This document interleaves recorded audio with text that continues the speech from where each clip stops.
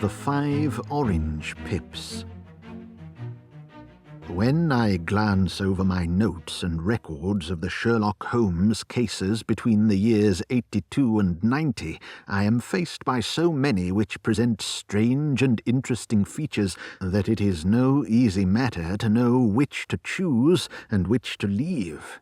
Some, however, have already gained publicity through the papers, and others have not offered a field for those peculiar qualities which my friend possessed in so high a degree, and which it is the object of these papers to illustrate. Some, too, have baffled his analytical skill, and would be as narratives beginnings without an ending, while others have been partially cleared up, and have their explanations founded rather upon conjecture and surmise than on that absolute logical proof which was so dear to him. There is, however, one of these last which was so remarkable in its details and so startling in its results that I am tempted to give some account of it, in spite of the fact that there are points in connection with it which never have been, and probably never will be, entirely cleared up. The year 87 furnished us with a long series of cases of greater or less interest, of which I retain the records. Among my headings under this 12 months, I find an account of the adventure of the Paradol Chamber, of the Amateur Mendicant Society, who held a luxurious club in the lower vault of a furniture warehouse, of the facts connected with the loss of the British bark Sophie Anderson, of the singular adventures of the Grice Pattersons in the island of Uffa, and finally of the Camberwell poisoning case. In the latter, as may be remembered, Sherlock Holmes was able, by winding up the dead man's watch, to prove that it had been wound up 2 hours before, and that therefore the deceased had gone to bed within that time, a deduction which was of the greatest importance in clearing up the case. All these I may sketch out at some future date, but none of them present such singular features as the strange train of circumstances which I have now taken up my pen to describe. It was in the latter days of September, and the equinoctial gales had set in with exceptional violence. All day the wind had screamed, and the rain had beaten against the windows, so that even here in the heart of great handmade London we were forced to raise our minds for the instant from the routine of life, and to recognize the presence of those great elemental forces which shriek at mankind through the bars of his civilization, like untamed beasts in a cage. As evening drew in, the storm grew higher and louder, and the wind cried and sobbed like a child in the chimney. Sherlock Holmes sat moodily at one side of the fireplace, cross-indexing his records of crime, while I, at the other, was deep in one of Clark Russell's fine sea stories, until the howl of the gale from without seemed to blend with the text, and the splash of the rain to lengthen out into the long swash of the sea waves. My wife was on a visit to her mother's, and for a few days I was a dweller once more in my old quarters at Baker Street. "Why," said I, glancing up at my companion, "that is surely the bell. Who could come tonight? Some friend of yours, perhaps?" "Except yourself, I have none," he answered. "I do not encourage visitors." "A client, then?" "If so, it is a serious case. Nothing less would bring a man out on such a day and at such an hour. But I take it that it is more likely to be some crony of the landlady's." Sherlock Holmes was wrong in his conjecture, however, for there came a step in the passage and a tapping at the door. He stretched out his long arm to turn the lamp away from himself and towards the vacant chair upon which a newcomer must sit. "Come in," said he. The man who entered was young, some 22 at the outside, well-groomed and trimly clad, with something of refinement and delicacy in his bearing. The streaming umbrella which he held in his hand, and his long, shining waterproof, told of the fierce weather through which he had come. He looked about him anxiously in the glare of the lamp, and I could see that his face was pale, and his eyes heavy, like those of a man who is weighed down with some great anxiety. "I owe you an apology," he said, raising his golden pince-nez to his eyes. "I trust that I am not intruding. I fear that I have brought some traces of the storm and rain into your snug chamber." "Give me your coat and umbrella," said Holmes. "They may rest here on the hook, and will be dry presently. You have come up from the south-west, I see." "Yes, from Horsham." "That clay and chalk mixture which I see upon your toe-caps is quite distinctive." "I have come for advice." "That is easily got." "And help." "That is not always so easy." "I have heard of you, Mr. Holmes. I heard from Major Prendergast how you saved him in the Tankerville Club scandal." "Ah, of course. He was wrongfully accused of cheating at cards." "He said that you could solve anything." "He said too much." "That you have never been beaten." "I have been beaten 4 times, 3 times by men, and once by a woman." "But what is that compared with the number of your successes?" "It is true that I have been generally successful." "Then you may be so with me." "I beg that you will draw your chair up to the fire and favour me with some details as to your case." "It is no ordinary one." "None of those which come to me are. I am the last court of appeal." "And yet I question, sir, whether in all your experience you have ever listened to a more mysterious and inexplicable chain of events than those which have happened in my own family." "You fill me with interest," said Holmes. "Pray give us the essential facts from the commencement, and I can afterwards question you as to those details which seem to me to be most important." The young man pulled his chair up and pushed his wet feet out towards the blaze.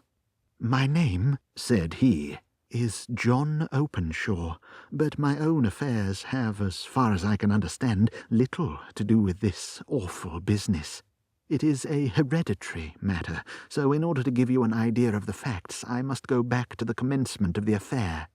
You must know that my grandfather had 2 sons, my uncle Elias and my father Joseph.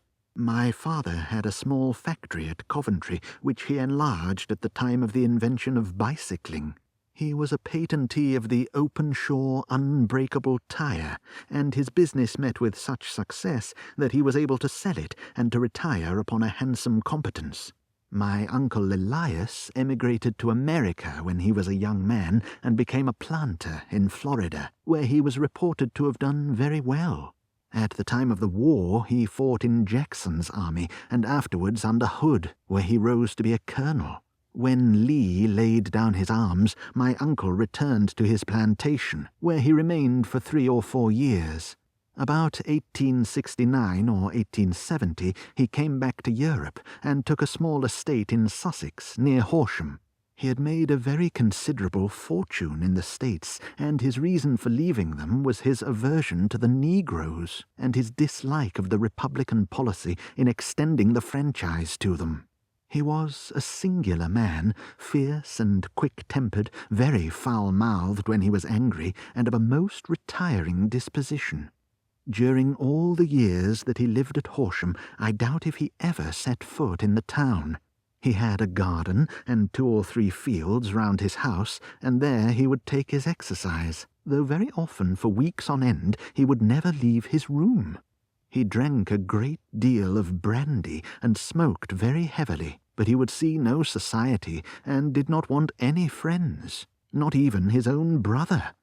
He didn't mind me. In fact, he took a fancy to me, for at the time when he saw me first, I was a youngster of 12 or so. This would be in the year 1878, after he had been 8 or 9 years in England. He begged my father to let me live with him, and he was very kind to me in his way. When he was sober, he used to be fond of playing backgammon and draughts with me, and he would make me his representative, both with the servants and with the tradespeople, so that by the time I was 16, I was quite master of the house. I kept all the keys, and could go where I liked and do what I liked, so long as I did not disturb him in his privacy. There was one singular exception, however, for he had a single room, a lumber room, up among the attics, which was invariably locked, and which he would never permit either me or anyone else to enter. With a boy's curiosity, I have peeped through the keyhole, but I was never able to see more than such a collection of old trunks and bundles as would be expected in such a room. One day, it was in March 1883, a letter with a foreign stamp lay upon the table in front of the Colonel's plate. It was not a common thing for him to receive letters, for his bills were all paid in ready money, and he had no friends of any sort. "From India," said he, as he took it up. "Pondicherry postmark. What can this be?" Opening it hurriedly, out there jumped 5 little dried orange pips, which pattered down upon his plate. I began to laugh at this, but the laugh was struck from my lips at the sight of his face. His lip had fallen, his eyes were protruding, his skin the colour of putty, and he glared at the envelope which he still held in his trembling hand. "K, K, K!" he shrieked, and then, my God, my sins have overtaken me." "What is it, uncle?" I cried. "Death," said he, and rising from the table, he retired to his room, leaving me palpitating with horror. I took up the envelope and saw, scrawled in red ink upon the inner flap, just above the gum, the letter K, 3 times repeated. There was nothing else save the 5 dried pips. What could be the reason for his overpowering terror? I left the breakfast table, and as I ascended the stair, I met him coming down with an old rusty key, which must have belonged to the attic, in one hand, and a small brass box, like a cash-box, in the other. "They may do what they like, but I'll checkmate them still," said he with an oath. "Tell Mary that I shall want a fire in my room today, and send down to Fordham, the Horsham lawyer." I did as he ordered, and when the lawyer arrived, I was asked to step up to the room. The fire was burning brightly, and in the grate there was a mass of black, fluffy ashes, as of burned paper, while the brass box stood open and empty beside it. As I glanced at the box, I noticed with a start that upon the lid was printed the treble K, which I had read in the morning upon the envelope. "I wish you, John," said my uncle, "to witness my will. I leave my estate, with all its advantages and all its disadvantages, to my brother, your father, whence it will, no doubt, descend to you. If you can enjoy it in peace, well and good. If you find you cannot, take my advice, boy, and leave it to your deadliest enemy. I am sorry to give you such a 2-edged thing, but I can't say what turn things are going to take. Kindly sign the paper where Mr. Fordham shows you." I signed the paper as directed, and the lawyer took it away with him. The singular incident made, as you may think, the deepest impression upon me, and I pondered over it and turned it every way in my mind, without being able to make anything of it. Yet I could not shake off the vague feeling of dread which it left behind, though the sensation grew less keen as the weeks passed, and nothing happened to disturb the usual routine of our lives. I could see a change in my uncle, however. He drank more than ever, and he was less inclined for any sort of society. Most of his time he would spend in his room, with the door locked upon the inside, but sometimes he would emerge in a sort of drunken frenzy, and would burst out of the house, and tear about the garden with a revolver in his hand, screaming out that he was afraid of no man, and that he was not to be cooped up like a sheep in a pen by man or devil. When these hot fits were over, however, he would rush tumultuously in at the door and lock and bar it behind him, like a man who can brazen it out no longer against the terror which lies at the roots of his soul. At such times I have seen his face, even on a cold day, glisten with moisture, as though it were new raised from a basin. Well, to come to an end of the matter, Mr. Holmes, and not to abuse your patience, there came a night when he made one of those drunken sallies from which he never came back. We found him, when we went to search for him, face downward in a little green-scummed pool which lay at the foot of the garden. There was no sign of any violence, and the water was but 2 feet deep, so that the jury, having regard to his known eccentricity, brought in a verdict of suicide.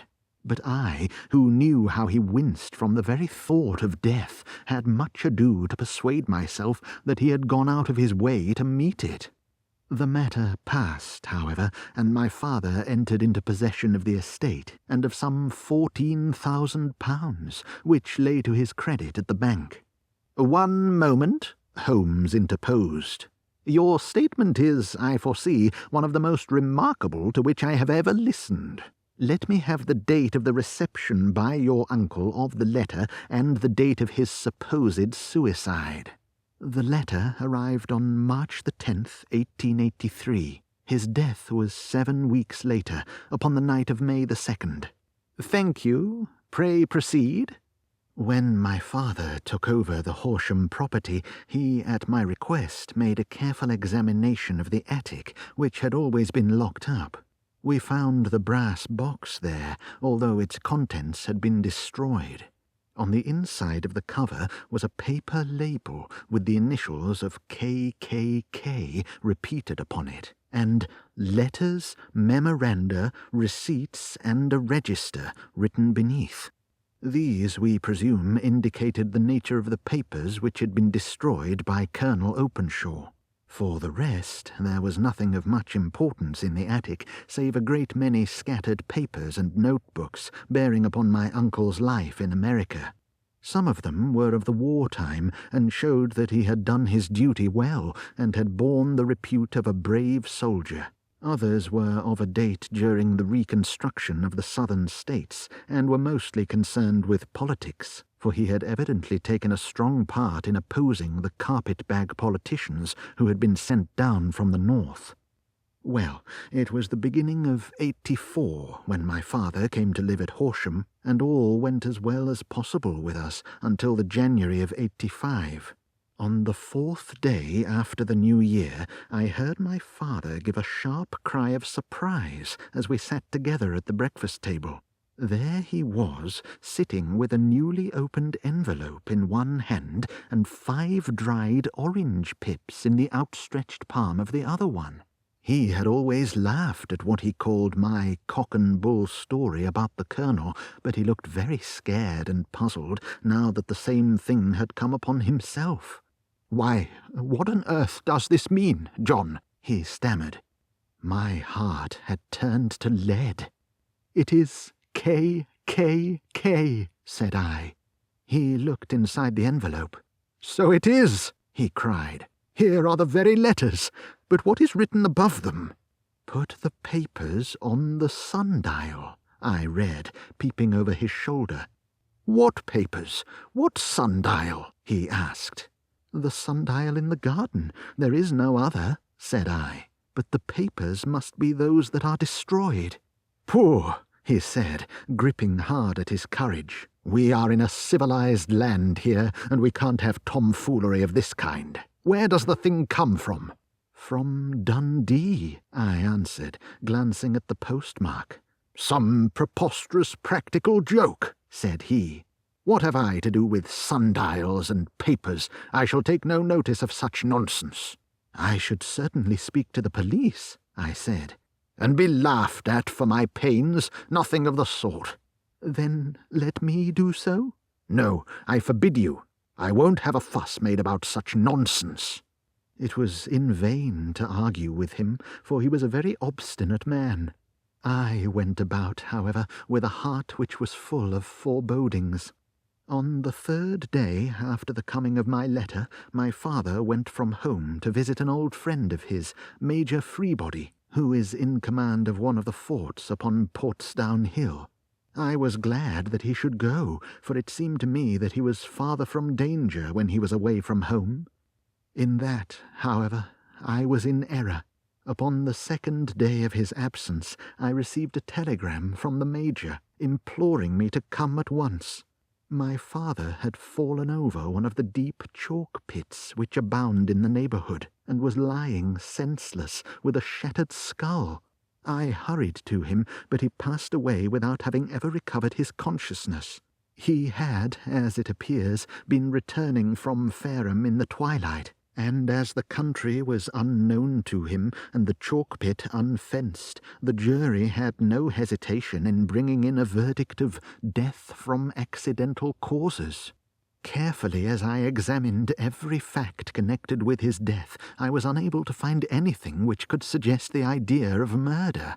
There were no signs of violence, no footmarks, no robbery, no record of strangers having been seen upon the roads, and yet I need not tell you that my mind was far from at ease, and that I was well nigh certain that some foul plot had been woven round him. In this sinister way I came into my inheritance. You will ask me why I did not dispose of it. I answer, because I was well convinced that our troubles were in some way dependent on an incident in my uncle's life, and that the danger would be as pressing in one house as in another. It was in January 85 that my poor father met his end, and 2 years and 8 months have elapsed since then. During that time I have lived happily at Horsham, and I had begun to hope that this curse had passed away from the family, and that it had ended with the last generation. I had begun to take comfort too soon, however. Yesterday morning the blow fell in the very shape in which it had come upon my father. The young man took from his waistcoat a crumpled envelope, and turning to the table he shook out upon it 5 little dried orange pips. "This is the envelope," he continued. "The postmark is London, Eastern Division. Within are the very words which were upon my father's last message. K, K, K, and then put the papers on the sundial." "What have you done?" asked Holmes. "Nothing." "Nothing?" "To tell the truth," he sank his face into his thin white hands, "I have felt helpless. I have felt like one of those poor rabbits when the snake is writhing towards it.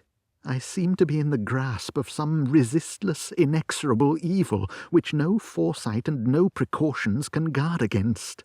"Tut, tut!" cried Sherlock Holmes. "You must act, man, or you are lost. Nothing but energy can save you. This is no time for despair." "I have seen the police." "Ah!" "But they listened to my story with a smile. I am convinced that the inspector has formed the opinion that the letters are all practical jokes, and that the deaths of my relations were really accidents, as the jury stated, and were not to be connected with the warnings." Holmes shook his clenched hands in the air. "Incredible imbecility!" he cried. "They have, however, allowed me a policeman who may remain in the house with me." "Has he come with you tonight?" "No, his orders were to stay in the house." Again Holmes raved in the air. "Why did you not come to me?" he said. "And above all, why did you not come at once?" "I did not know. It was only today that I spoke to Major Prendergast about my troubles, and was advised by him to come to you." "It is really 2 days since you had the letter." "We should have acted before this. You have no further evidence, I suppose, than that which you have placed before us? No suggestive detail which might help us?" "There is one thing," said John Openshaw. He rummaged in his coat pocket, and drawing out a piece of discoloured, blue-tinted paper, he laid it out upon the table. "I have some remembrance," said he. that on the day when my uncle burned the papers, I observed that the small, unburned margins which lay amid the ashes were of this particular colour. I found this single sheet upon the floor of his room, and I am inclined to think that it may be one of the papers which has, perhaps, fluttered out from among the others, and in that way has escaped destruction. Beyond the mention of pips, I do not see that it helps us much. I think myself that it is a page from some private diary. The writing is undoubtedly my uncle's." Holmes moved the lamp, and we both bent over the sheet of paper, which showed by its ragged edge that it had indeed been torn from a book. It was headed March 1869, and beneath were the following enigmatical notices. 4th. Hudson came, same old platform. 7th. Set the pips on Macaulay, Paramore, and John Swain of St. Augustine. 9th. Macaulay cleared. 10th. John Swain cleared. 12th. Visited Paramore. All well. "Thank you," said Holmes, folding up the paper and returning it to our visitor. "And now you must on no account lose another instant. We cannot spare time even to discuss what you have told me. You must get home instantly and act." "What shall I do?" "There is but one thing to do. It must be done at once. You must put this piece of paper which you have shown us into the brass box which you have described.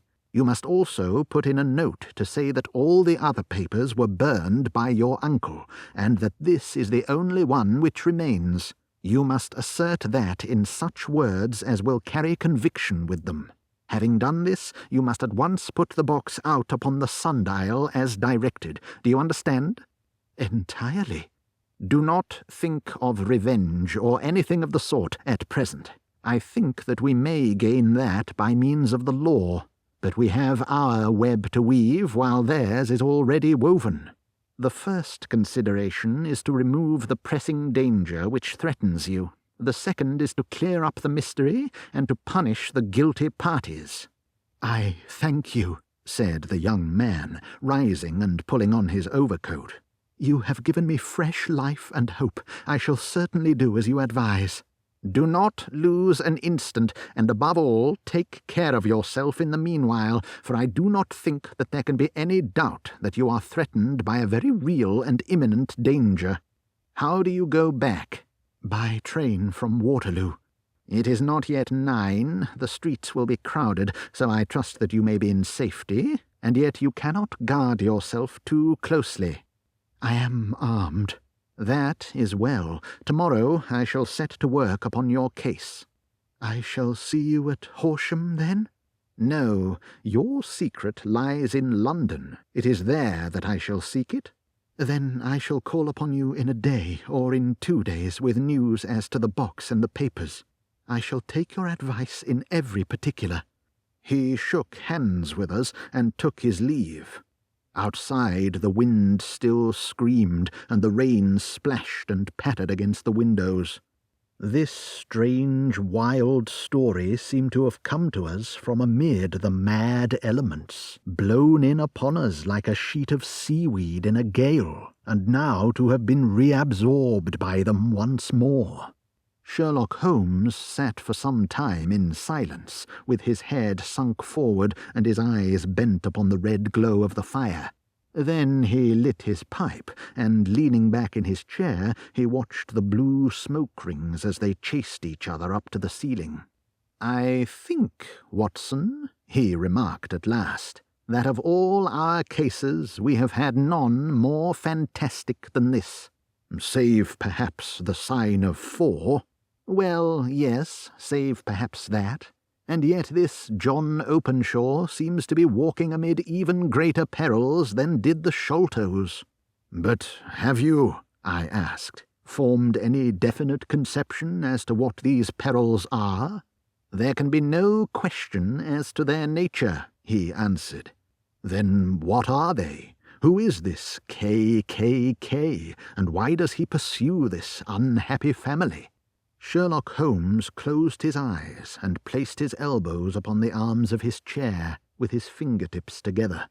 The ideal reasoner, he remarked, would, when he had once been shown a single fact in all its bearings, deduce from it not only all the chain of events which led up to it, but also all the results which would follow from it. As Cuvier could correctly describe a whole animal by the contemplation of a single bone, so the observer who has thoroughly understood one link in a series of incidents should be able to accurately state all the other ones, both before and after.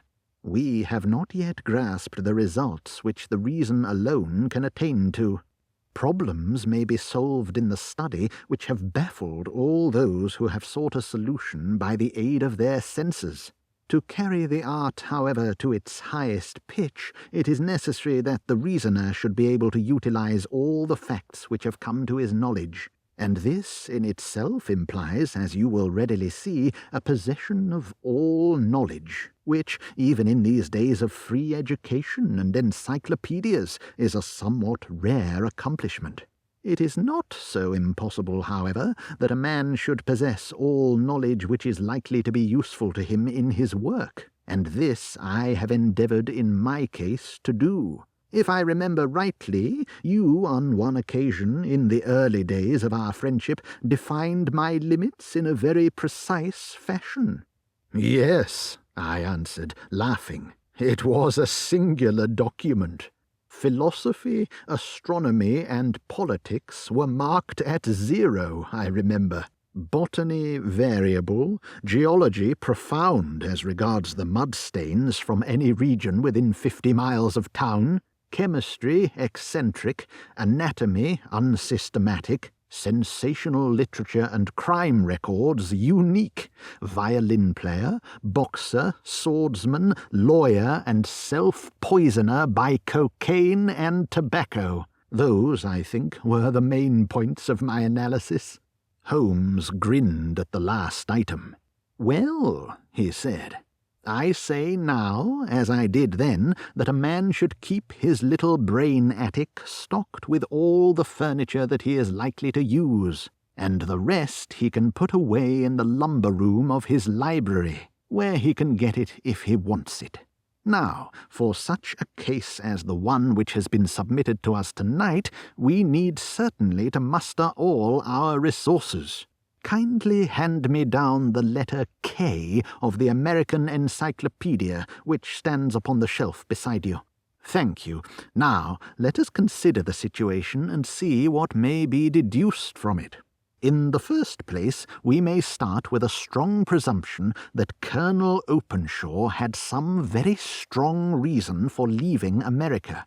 Men at his time of life do not change all their habits and exchange willingly the charming climate of Florida for the lonely life of an English provincial town.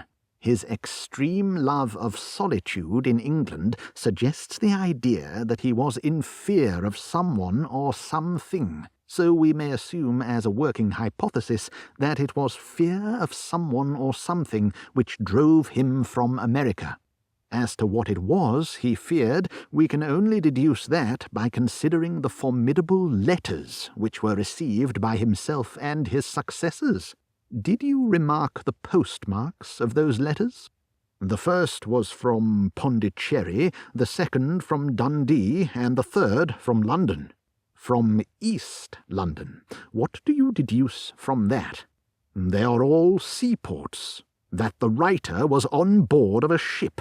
Excellent. We have already a clue. There can be no doubt that the strong probability, is that the writer was on board of a ship.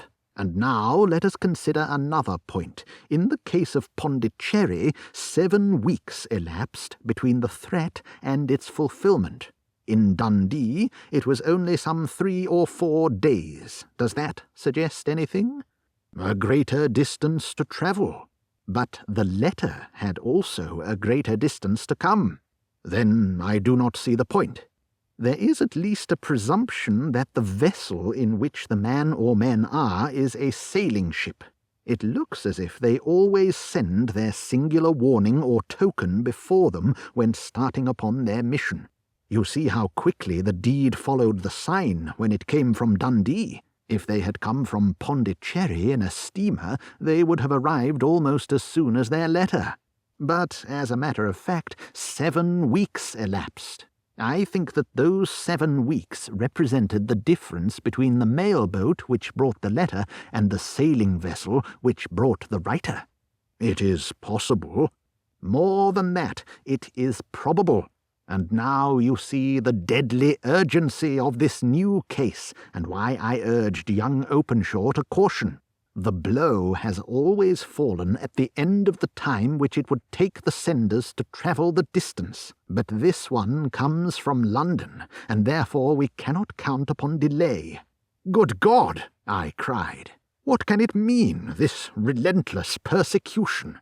The papers which Openshaw carried are obviously of vital importance to the person or persons in the sailing ship.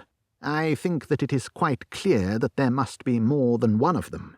A single man could not have carried out 2 deaths in such a way as to deceive a coroner's jury. There must have been several in it, and they must have been men of resource and determination. Their papers they mean to have, be the holder of them who it may. In this way, you see KKK ceases to be the initials of an individual and becomes the badge of a society. But of what society? Have you never, said Sherlock Holmes, bending forward and sinking his voice, have you never heard of the Ku Klux Klan? I never have. Holmes turned over the leaves of the book upon his knee. Here it is, said he presently. Ku Klux Klan, a name derived from the fanciful resemblance to the sound produced by cocking a rifle. This terrible secret society was formed by some ex-Confederate soldiers in the southern states after the Civil War, and it rapidly formed local branches in different parts of the country, notably in Tennessee, Louisiana, the Carolinas, Georgia, and Florida. Its power was used for political purposes, principally for the terrorizing of the Negro voters and the murdering and driving from the country of those who were opposed to its views. Its outrages were usually preceded by a warning sent to the marked man in some fantastic but generally recognized shape. A sprig of oak leaves in some parts, melon seeds, or orange pips in others. On receiving this, the victim might either openly abjure his former ways, or might fly from the country. If he braved the matter out, death would unfailingly come upon him, and usually in some strange and unforeseen manner. So perfect was the organization of the society, and so systematic its methods, that there is hardly a case upon record where any man succeeded in braving it with impunity, or in which any of its outrages were traced home to the perpetrators. For some years the organization flourished in spite of the efforts of the United States government and of the better classes of the community in the South. Eventually, in the year 1869, the movement rather suddenly collapsed, although there have been sporadic outbreaks of the same sort since that date. You will observe, said Holmes, laying down the volume, that the sudden breaking up of the society was coincident with the disappearance of Openshaw from America with their papers. It may well have been cause and effect. It is no wonder that he and his family have some of the more implacable spirits upon their track. You can understand that this register and diary may implicate some of the first men in the South, and that there may be many who will not sleep easy at night until it is recovered. Then the page we have seen is such as we might expect. It ran, if I remember right, sent the pips to A, B, and C, that is, sent the society's warning to them. Then there are successive entries that A and B cleared, or left the country, and finally that C was visited, with, I fear, a sinister result for C. Well, I think, Doctor, that we may let some light into this dark place, and I believe that the only chance young Openshaw has in the meantime is to do what I have told him. There is nothing more to be said or to be done tonight, so hand me over my violin, and let us try to forget for half an hour the miserable weather and the still more miserable ways of our fellow men. It had cleared in the morning, and the sun was shining with a subdued brightness through the dim veil which hangs over the great city. Sherlock Holmes was already at breakfast when I came down. "You will excuse me not waiting for you," said he. "I have, I foresee, a very busy day before me in looking into this case of young Openshaw's." "What steps will you take?" I asked. "It will very much depend upon the results of my first inquiries. I may have to go down to Horsham after all." "You will not go there first?" "No, I shall commence with the city. Just ring the bell and the maid will bring up your coffee." As I waited, I lifted the unopened newspaper from the table and glanced my eye over it. It rested upon a heading which sent a chill to my heart. "Holmes!" I cried. "You are too late!" "Ah," said he, laying down his cup. "I feared as much. How was it done?" He spoke calmly, but I could see that he was deeply moved. My eye caught the name of Openshaw, and the heading, "Tragedy near Waterloo Bridge." Here is the account. Between 9 and 10 last night, Police Constable Cook of the H Division, on duty near Waterloo Bridge, heard a cry for help and a splash in the water. The night, however, was extremely dark and stormy, so that, in spite of the help of several passers-by, it was quite impossible to effect a rescue. The alarm, however, was given, and, by the aid of the water police, the body was eventually recovered. It proved to be that of a young gentleman, whose name, as it appears from an envelope which was found in his pocket, was John Openshaw, and whose residence is near Horsham. It is conjectured that he may have been hurrying down to catch the last train from Waterloo Station, and that in his haste and the extreme darkness he missed his path and walked over the edge of one of the small landing places for river steamboats. The body exhibited no traces of violence, and there can be no doubt that the deceased had been the victim of an unfortunate accident, which should have the effect of calling the attention of the authorities to the condition of the riverside landing stages. We sat in silence for some minutes, Holmes more depressed and shaken than I had ever seen him. "That hurts my pride, Watson," he said at last. "It is a petty feeling, no doubt, but it hurts my pride. It becomes a personal matter with me now, and if God sends me health, I shall set my hand upon this gang. That he should come to me for help, and that I should send him away to his death."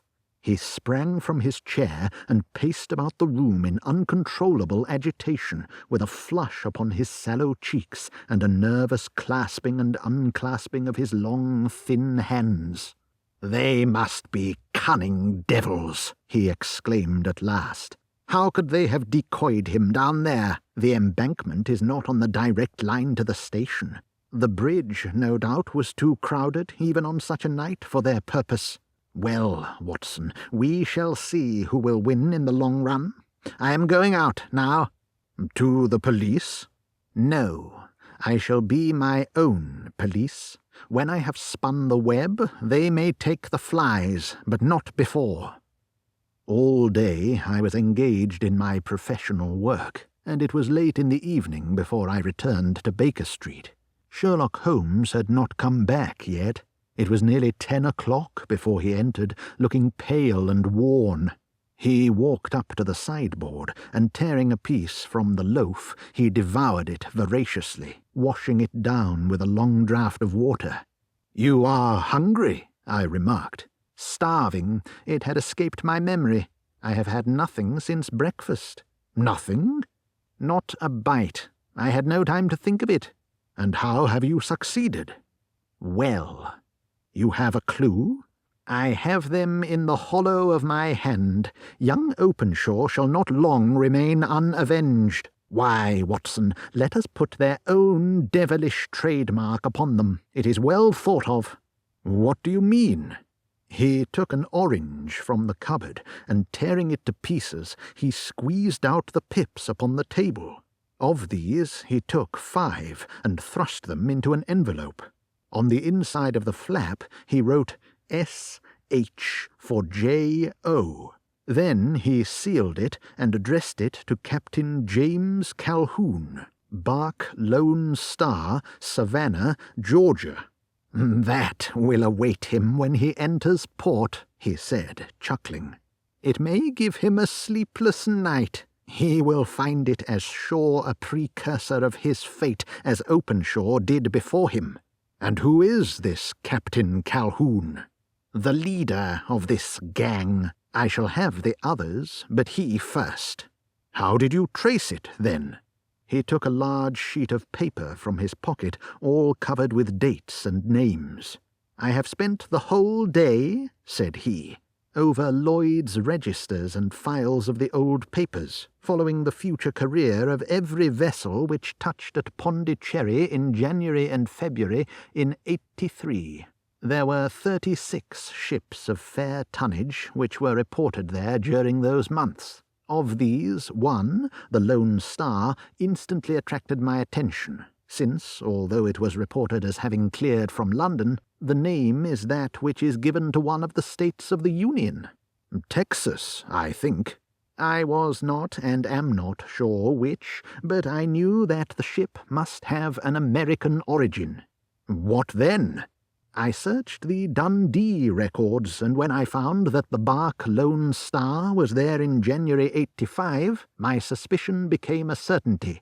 I then inquired as to the vessels which lay at present in the port of London. Yes? The Lone Star had arrived here last week. I went down to the Albert Dock and found that she had been taken down the river by the early tide this morning, homeward bound to Savannah. I wired to Gravesend and learned that she had passed some time ago, and as the wind is easterly, I have no doubt that she is now past the Goodwins, and not very far from the Isle of Wight. What will you do, then? Oh, I have my hand upon him. He and the 2 mates are, as I learn, the only native-born Americans in the ship. The others are Finns and Germans. I know also that they were all 3 away from the ship last night. I had it from the stevedore who has been loading their cargo. By the time that their sailing ship reaches Savannah, the mail boat will have carried this letter, and the cable will have informed the police of Savannah that these 3 gentlemen are badly wanted here upon a charge of murder. There is ever a flaw, however, in the best laid of human plans, and the murderers of John Openshaw were never to receive the orange pips which would show them that another, as cunning and as resolute as themselves, was upon their track. Very long and very severe were the equinoctial gales that year. We waited long for news of the Lone Star of Savannah, but none ever reached us. We did, at last, hear that somewhere, far out in the Atlantic, a shattered stern-post of a boat was seen swinging in the trough of a wave, with the letters L.S. carved upon it. And that is all which we shall ever know of the fate of the Lone Star.